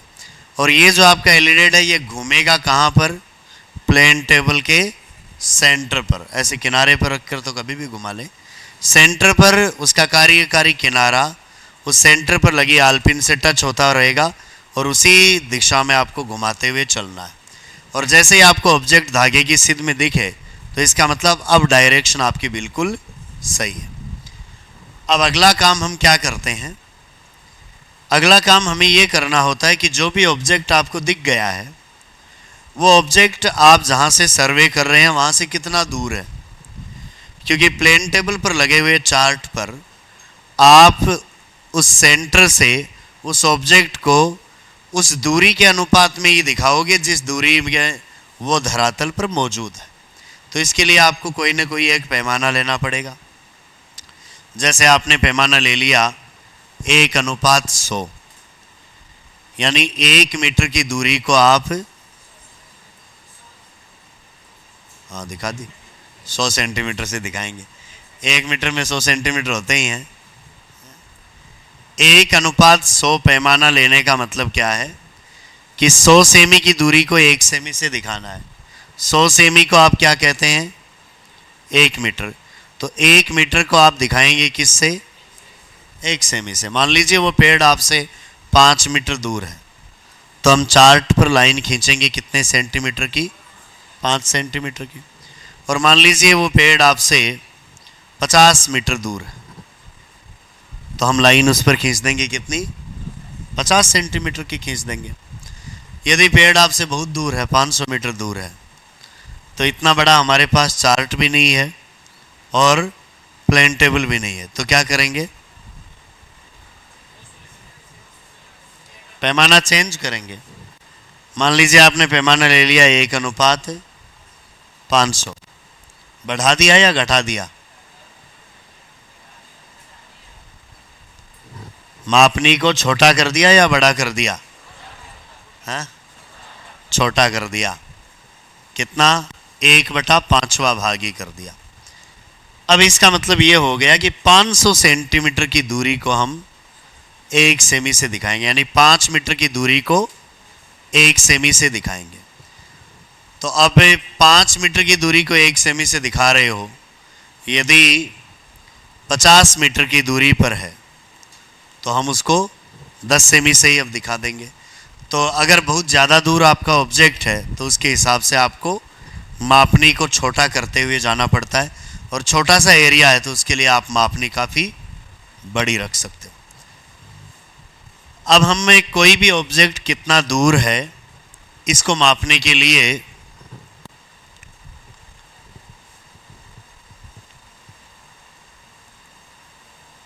अगली जो सामग्री काम में लेते हैं वो क्या है? फीता। फीते से हम दूरियां मापते हैं, जरीब से भी माप सकते हैं, फीते से मापते हैं। सर्वेक्षण में जो फीता आप काम में लेते हैं वो होता है धात्विक फीता। कौन सा? धात्विक फीता होता है, मेटेलिक टेप होता है। धात्विक फीता कौन सा होता है?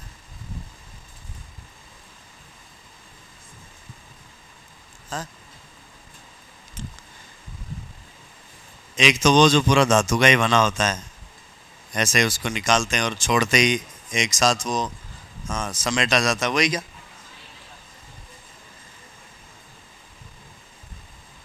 धात्विक फीता अधिकांश सर्वेक्षण में जो फीता आप काम में लेते हैं 15 मीटर का, 30 मीटर का, जिसको ऐसे राउंड करके लपेटते हैं, आप यदि उसको काटेंगे या उसको तोड़ेंगे, तोड़ना नहीं है वैसे, कोई टूटा हुआ उसको देख लेना, उसमें आपको पैरेलल ऐसे धातु के 3-4 तार मिलेंगे उसके अंदर। तो जिसमें ऐसे धातु के तार होते हैं उसको हम कहते हैं धात्विक फीता। कुछ केवल प्लास्टिक के, नाइलॉन के, इनके बने होते हैं, जिनको आप काटते हैं तो उनके अंदर आपको धातु का तार नहीं मिलता है। इस तरीके का फीता सामान्यतः सिलाई करने वाला जो दर्जी है वो काम में लेता है, उसको मेटेलिक टेप की ज़रूरत नहीं होती है, क्योंकि वो किसी बाहर किसी एरिया में नहीं जा रहा है। वहाँ अगर जाए तो उसके फीते की लंबाई में, चौड़ाई में, इनमें चेंज आता रहे, क्योंकि तापमान से प्रभावित होता है। तो ऐसा होने से माप बदल सकता है, लेकिन उसको एक ही जगह रहना है, इसलिए उसको धात्विक फीते की ज़रूरत नहीं होती। फिर भी कुछ लोग ले सकते हैं काम में, ऐसे बैन नहीं है। लेकिन सर्वेक्षण में आप जो काम में लेते हैं वो साधारण फीता काम में नहीं ले सकते, उसमें आपको धात्विक फीता ही हमेशा काम में लेना होता है, जिसमें आप ऐसे देखते हैं कि ये फीते की जो पट्टी है उसमें कुछ ऐसे पैरेलल धातु के तार लगे हुए मिलेंगे। इस फीते को कहा जाता है धात्विक फीता। सामान्यतः छोटे क्षेत्रों का हम सर्वेक्षण करते हैं तो 15 मीटर या 30 मीटर के धात्विक फीतों का इस्तेमाल किया जाता है। आपने जहां भी प्लेन टेबल स्थापित कर रखी है वहां से, ये मान लीजिए आपने प्लेन टेबल की यहां स्थापना कर रखी है और यहाँ आपने इसके ऊपर जो एलिडेट लगाया है, ये सेंटर में आपकी आलपिन लगी हुई है, ये आपने इसके ऊपर एलिडेट रखा हुआ है।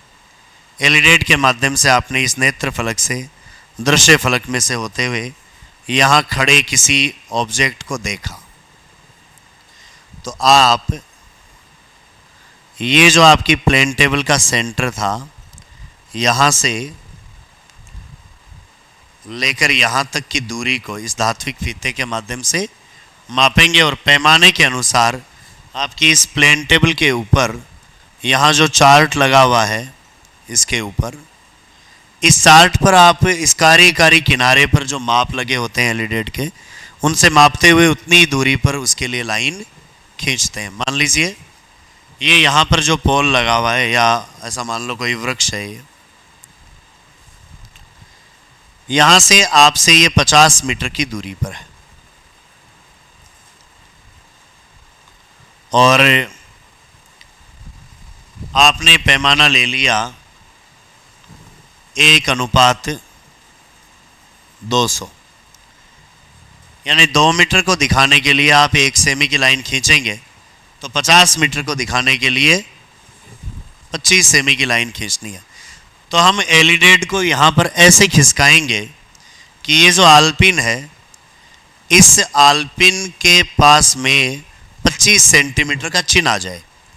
तो इसके पास में 25 सेंटीमीटर का चिन्ह आ जाएगा, तो यहाँ से लेकर जैसे 0, 1, 2, 3, 4 ऐसे करते चलेंगे, तो यहाँ 25 का चिन्ह आ गया, तो उस 0 से लेकर इस सेंटर तक या आल्पिन तक या 25 सेमी तक आप एक लाइन खींच देंगे इस चार्ट पर, और आप कह देंगे कि ये जो ऑब्जेक्ट है वो खंबा, वो इस मानचित्र पर यहाँ है, यानी फील्ड की ये जगह आपके मानचित्र पर यहाँ आ गई। ये दूरी को आपने इतनी दूरी के माध्यम से प्रेजेंट कर दिया।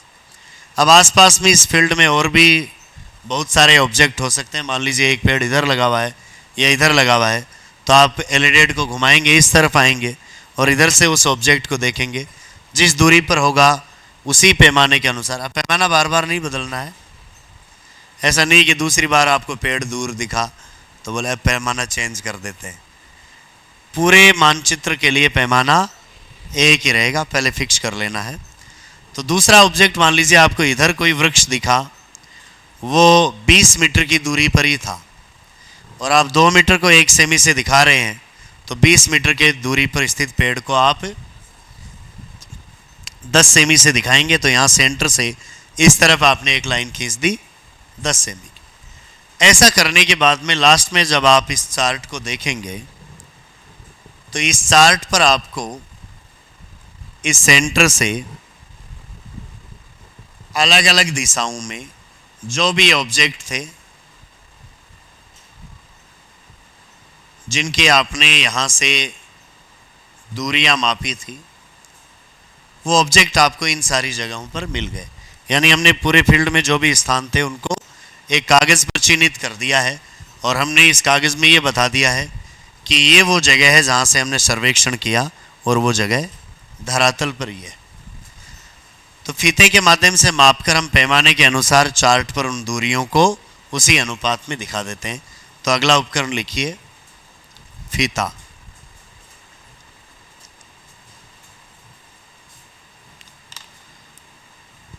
लिखिए, इस सर्वेक्षण में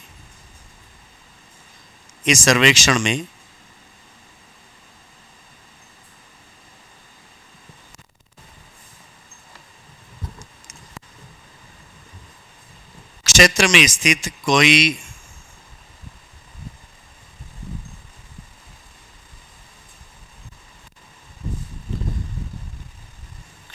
स्थित कोई स्थान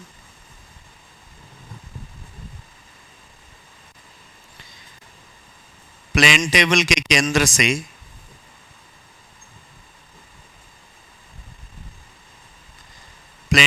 केंद्र से कितनी दूरी पर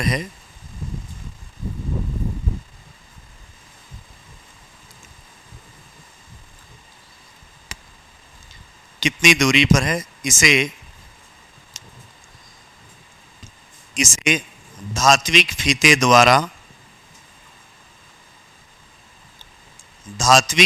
द्वारा मापा जाता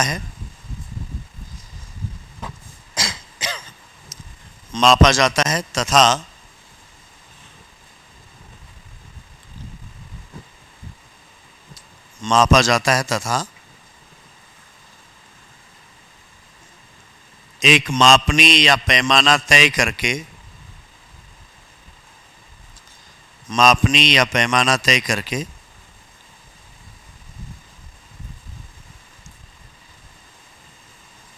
संबंधित स्थानों को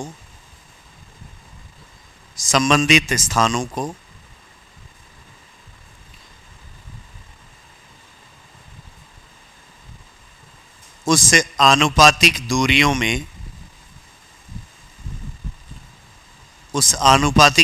में प्रदर्शित कर दिया जाता है। आनुपातिक दूरियों में प्रदर्शित कर दिया जाता है।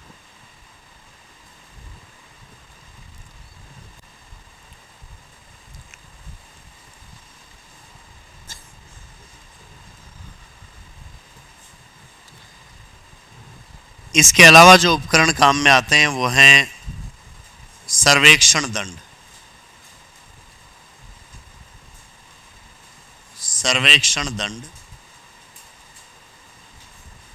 Ranging rod.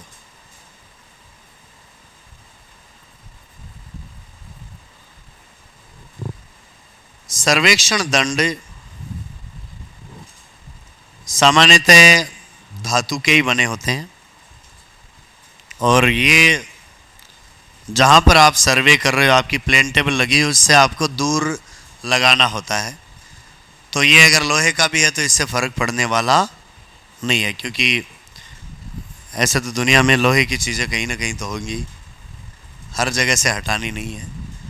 जहाँ आपकी प्लेन टेबल है उसके आसपास नहीं होना चाहिए, लेकिन किसी दूसरे स्थान पर जाकर आप रेंजिंग रोड को वहाँ लगा सकते हैं, सर्वेक्षण दंड को लगा सकते हैं। तो ये लोहे का बना हो सकता है, ये 6 फीट या 8 फीट इस अनुपात में आपको देखने को मिल सकता है।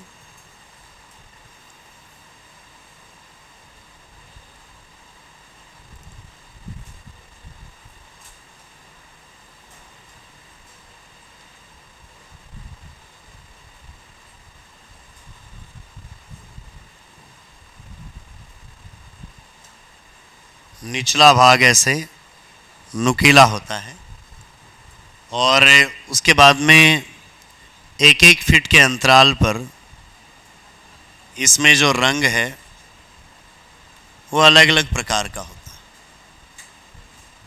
जैसे मान लीजिए इतनी दूरी में आपने कर दिया कैसा, सफ़ेद कर दिया, और इस दूरी में आपने कर दिया कैसा, रेड कर दिया, और इधर भी कर दिया रेड। तो ऐसे अलग अलग रंग में बना होता है। और ऊपर फिर से कैसा, वाइट। लाल और सफ़ेद हो सकती हैं ये 1-1 फीट की पट्टियाँ, और लाल और काली हो सकती हैं, काली और सफ़ेद हो सकती हैं। 3 रंग काम में लिए जाते हैं, कौन से, सफ़ेद, लाल और काला। इसके अलावा भी ले सकते हो, आपको जो रंग अच्छा लगता है वो, लेकिन काम में यही ले रहे हैं क्योंकि ये आसानी से दिखते हैं। और एक ही रंग का यदि आपका पूरा सर्वेक्षण दंड होगा तो कई बार मान लीजिए आपने किसी स्थान पर लगाया, पूरा सर्वेक्षण दंड लाल रंग का है और सामने जो बिल्डिंग है उसको भी रंग किया हुआ है कैसा, लाल, तो आपको दिखेगा ही नहीं कि है कहाँ पर। थोड़ा सा दूरी पर है तो स्पष्ट नहीं दिखेगा। या मान लीजिए पूरा वाइट है और सामने बिल्डिंग पर कलर भी कैसा है, वाइट है, तब भी आपको देखने में परेशानी होगी। इसलिए अलग अलग रंग होते हैं। तो अलग अलग रंग के 1-1 फीट की ये पट्टियाँ बनी होती हैं, इस पर रंगा जाता है। ये लकड़ी का भी बना हो सकता है, लेकिन अधिकांश जो काम में लिए जा रहे हैं वो किसके हैं, धातु के बने होते हैं। 6 फीट के 8 फीट के ये सर्वेक्षण दंड काम में लिए जाते हैं। लिखिए सर्वेक्षण दंड,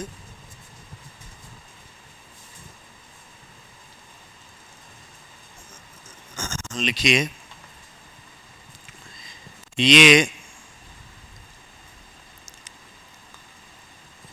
ये सामान्यतः 6 फीट या 8 फीट के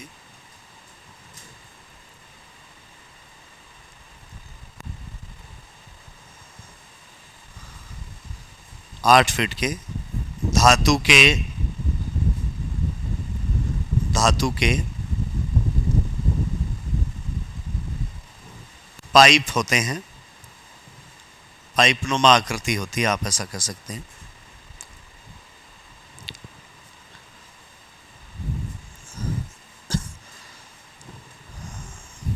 जिनका एक किनारा नुकीला होता है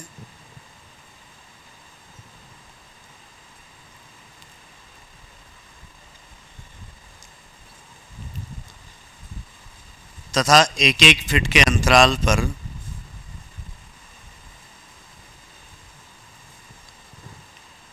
लाल, काली या सफ़ेद पट्टियां बनी होती हैं। लाल, काली या सफ़ेद पट्टियां बनी होती हैं।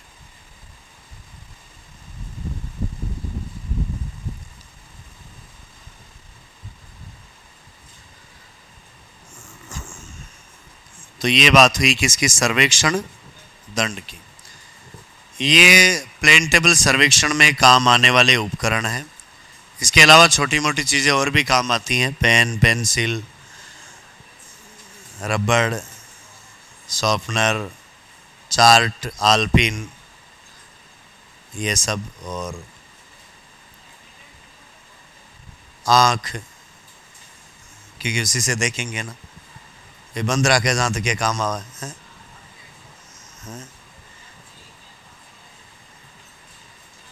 तो समूह में या कुछ लोग मिलकर ऐसा सर्वेक्षण कर सकते हैं। एलईडी की लंबाइयाँ अलग अलग होती हैं। इसमें 1 फीट का, 1.5 फीट का, ज़्यादातर ये एलईडी हैं, वो काम में लेते रहते हैं, क्योंकि जो आपका बोर्ड है, प्लेन टेबल है, वो भी एक साइज़ का नहीं, अलग अलग साइज़ का है। तो इसलिए जो एलईडी भी लिए जाते हैं वो अलग अलग साइज़ के होते हैं। तो फिक्स एक ही माप नहीं है, न तो एक ही माप बोर्ड का है और ना एक ही माप एलईडी का है। सर्वेक्षण का तरीका एक जैसा है, बाकी ये चीज़ें छोटी बड़ी हो सकती। इनका वज़न कितना होना चाहिए, कैसा होना चाहिए, इनमें सब में परिवर्तन हो सकते हैं। ये अधिकतर बातें हमने वो लिखी हैं जो ट्रेडिशन में चल रही। अब देखिए सर्वेक्षण हम करते कैसे हैं।